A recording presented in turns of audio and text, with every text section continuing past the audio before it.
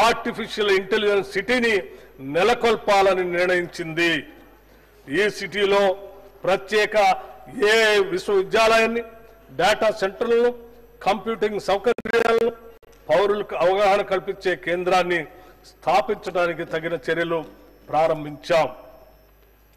కేంద్ర గణాంక శాఖ నిర్వహించిన పీరియాడిక్ లేబర్ ఫోర్స్ సర్వే ప్రకారం తెలంగాణలో 2023 జులై సెప్టెంబర్ కాలంలో నిరుద్యోగ రేటు 22.9% ఉండగా 2024 జులై సెప్టెంబర్ కాలంలో అది 18.1%కి తగ్గింది. మా ప్రభుత్వం చేస్తున్న నైపుణ్య శిక్షణ కార్యక్రమాలు, ప్రభుత్వ ఉద్యోగ నియామకాలు, యువ పారిశ్రామికులకు ఇస్తున్న ప్రోత్సాహాల వల్లే ఇది సాధ్యమైంది. సమర్థవంతమైన విధానాల రూపకల్పన మరియు కార్యాచరణ చక్కటి ఫలితాలు ఇస్తాయన్న దానికి ఇది నిదర్శనం. మా ప్రభుత్వం అధికారం చేపట్టిన వెంటనే ఉద్యోగ నియామకాలపై దృష్టి సారించి పోలీస్, రెసిడెన్షియల్ స్కూల్స్, వైద్య, ఆరోగ్య మరియు ఇతర శాఖల్లో 57,946 ఉద్యోగాల ఎంపిక ప్రక్రియ పూర్తి చేశాం. అంతేకాకుండా వివిధ ప్రభుత్వ శాఖలు, విభాగాలలో మానవ వనరుల అవసరాలపై సమీక్షలు జరిపి 30,228 కొత్త పోస్టుల్ని మంజూరు చేశాం. గ్రూప్ 1, గ్రూప్ 2 మరియు గ్రూప్ 3 పరీక్షలు సకాలంలో సక్రమంగా నిర్వహించి వాటి ఫలితాలు కూడా ప్రకటించాం. త్వరలో వారికి నియామక పత్రాలు అందజేస్తాం. అలాగే 14,236 అంగన్వాడీ పోస్టుల భర్తీకి ఆదేశాలు జారీ చేశాం. తెలంగాణ రాష్ట్ర సాధనలో మన యువత పాత్ర మరియు త్యాగాలు మరోలేనివి. తెలంగాణ సాధించుకున్న తర్వాత వారి పట్ల గత ప్రభుత్వం నది దాటే వరకు వాడమల్లయ్య, దాటిన తర్వాత బోడమల్లయ్య అనే విధంగా ప్రవర్తించింది. వారి జీవితాల్లో ఎటువంటి మార్పు రాకపోగా ప్రభుత్వ ఉద్యోగాలు అందరి ద్రాక్షగానే మిగిలాయి. కూటి కోసం, కూలి కోసం పట్టణంలో బ్రతుకుదామని తల్లి మాట చెవిన పెట్టక బయలుదేరిన బాటసారికి ఎంత కష్టం అని మహానుభావుడు ఆనాడు శ్రీశ్రీ చెప్పారు. నిరుద్యోగ యువత ఇటువంటి ఒక నిస్సహాయ స్థితిలో ఉండగా మా ప్రభుత్వం అధికారం చేపట్టి వారికి భవిష్యత్తుపై తిరిగి ఆశను రగిల్చింది.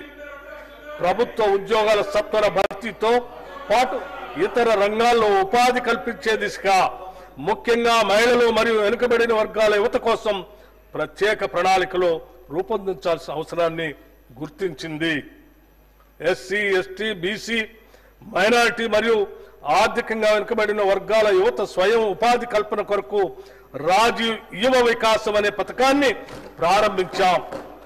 ఈ పథకం యువతకు ఉపాధి కల్పనలో ఒక గేమ్ చేంజర్ గా నిలుస్తుంది.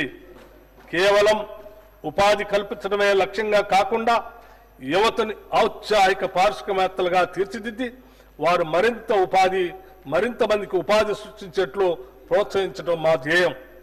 ఈ పథకం ద్వారా యువతకు కనీ విని ఎరగని రీతిలో 6,000 కోట్ల రూపాయల కేటాయింపుతో ఈ పథకాన్ని ప్రారంభించాం. ఎస్సీ, ఎస్టీ, బీసీ, మైనారిటీ కార్పొరేషన్ల ద్వారా ఈ పథకాన్ని అమలు చేస్తాం. అర్హుడైన ప్రతి నిరుద్యోగికి గరిష్టంగా 4 లక్షల రూపాయల వరకు ఆర్థిక సాయం అందిస్తాం. యువత అభ్యున్నతికి ఈ పథకం గొప్పగా తోడ్పడుతుంది. సివిల్స్, ప్రిలిమ్స్ పాస్ అయి మెయిన్స్ పరీక్షకు వెళ్లే అభ్యర్థులకు 1,00,000 రూపాయలు మరియు మెయిన్స్ పరీక్ష పాస్ అయి ఇంటర్వ్యూకి సిద్ధమయ్యే అభ్యర్థులకు మరొక 1,00,000 రూపాయలు, మొత్తంగా 2 లక్షల రూపాయల ఆర్థిక సహాయాన్ని సింగరేణి యాజమాన్య సౌజన్యంతో రాజీవ్ గాంధీ సివిల్స్ అభయహస్తం కింద ఇస్తున్నాం. తద్వారా ఆల్ ఇండియా సర్వీసెస్ లో తెలంగాణ రాష్ట్రం నుంచి మరింత మంది పేద మధ్యతరగతి కుటుంబాలకు చెందిన యువతీ యువకులు ఎంపికయ్యే అవకాశం ఏర్పడింది. అధునాతన సాంకేతిక కేంద్రాలుగా ఐటీఐలు రాష్ట్ర వ్యాప్తంగా ఏటా 1,00,000 మందికి నైపుణ్య శిక్షణను ఇచ్చేందుకు 65 ప్రభుత్వ పారిశ్రామిక శిక్షణా కేంద్రాలు అడ్వాన్స్డ్ టెక్నాలజీ కేంద్రాలుగా తీర్చిదిద్దే ప్రక్రియ పురోగతిలో ఉంది. టాటా టెక్నాలజీ సర్వీసెస్ వారి సౌజన్యంతో నిర్వహించే ఈ శిక్షణా కేంద్రాలలో తెలంగాణ యువత తగిన ఉద్యోగ నైపుణ్యాలను సాధించేందుకు వీలుగా 9 లాంగ్ టర్మ్ 23 షార్ట్ టర్మ్ కోర్సులతో పాటు నైపుణ్యాల కొరత తీర్చేందుకు బ్రిడ్జ్ కోర్సుల్ని ప్రవేశపెట్టాం. డిగ్రీ ఇంజనీరింగ్ లో చేరిన విద్యార్థులకు banking, financial services, insurance, BFSI రంగాల్లో ఉద్యోగాలు కల్పించడమే లక్ష్యంగా BFSI ట్రైనింగ్ కోర్సును రాష్ట్ర ప్రభుత్వం ప్రారంభించింది. రెగ్యులర్ డిగ్రీతో పాటు మినీ డిగ్రీ కోర్సుగా BFSI నైపుణ్య శిక్షణను అందించే వినూత్న కార్యక్రమాన్ని రాష్ట్రంలోని 38 కాలేజీల్లో ప్రారంభించాం. ప్రభుత్వం గుర్తించిన 18 ఇంజనీరింగ్ కాలేజీల్లోనూ 20 డిగ్రీ కాలేజీల్లోనూ చదువుతున్న 10,000 మంది విద్యార్థులకు ఈ శిక్షణ అందుతుంది.